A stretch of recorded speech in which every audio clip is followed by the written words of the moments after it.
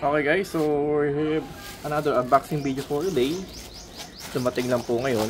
So ayan, syempre double check lagi natin yung plastic, no? So far okay naman, wala naman siyang signs ng binuksan.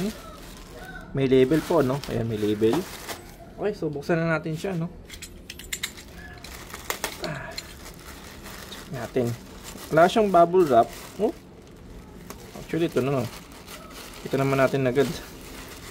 Nakita agad oh. Ayan, nasira yung box tuloy. So ayan no. Safe, non-toxic and odorless. Ano yun?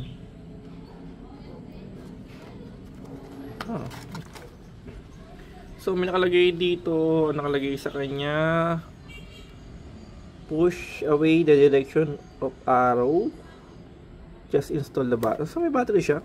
The battery using method, rotate to open sphere. The battery compartment can be seen opening. Install the battery. Open the black button. So nasira yung box niya guys. Siyempre isang galing China. May QR code siya, no? Kaya yung mga China products. So okay, so ito yung unang items natin guys. Yun nga. Ano ba to? Ayan o. Parang isda. Feeling ko parang pokeball yata ito eh. No? Anyway, so ito yung items. Ano lang yung napunit lang yung box niya. Siguro sa shipment na rin. Okay, ito ay usage scenario. Ayan o. Meron siyang fast mode. Okay. Floor, thin carpet, thick carpet.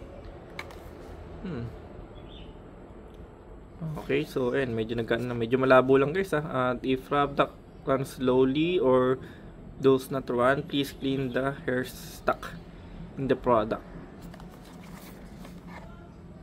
Okay, single key to LED beads, sorry, made in China.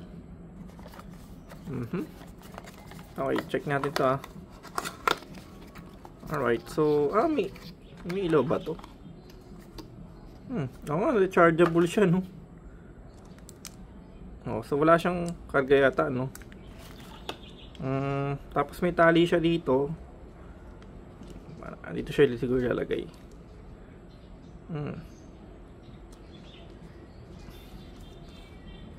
Ayan. Ito siya, no? Actually, di-charge siya, no? Meron siyang meron siyang cord dito ng USB Type-C na siya guys, diba? Updated na, no? Ang galing, no? So ito goma, plastic. Tapos meron siyang button dito. Paano i-charge ngayon ito? Okay, so dito tanggal ba to? O nga, no? Ayun. So i-charge to. Try natin mamaya kung mag-charge. Tapos isalagay natin ng battery. Teka, ayaw naman bumalik.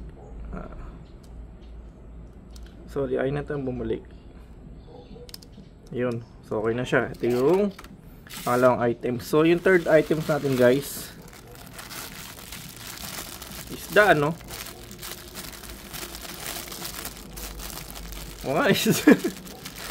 Malambot siya, no? Mukha siyang tinapa, no? Tinapa. Masya tinapa guys. Ayun. So ito, meron tayong tatlong items dito. Ito yung bola again, tapos tinapa. So ngayon, try natin kung magugustuhan ng ating alaga, no? So pero ngayon ito yung ating naging unboxing video ngayon po, no? So far okay naman, kumpleto yung ating items, wala lang siyang bubble wrap. So talagang kaya buti na lang safe din kasi ito baka nadaganan ng ibang items. Pero anyway, okay naman siya, safe naman. So yun lang at next on my unboxing video po.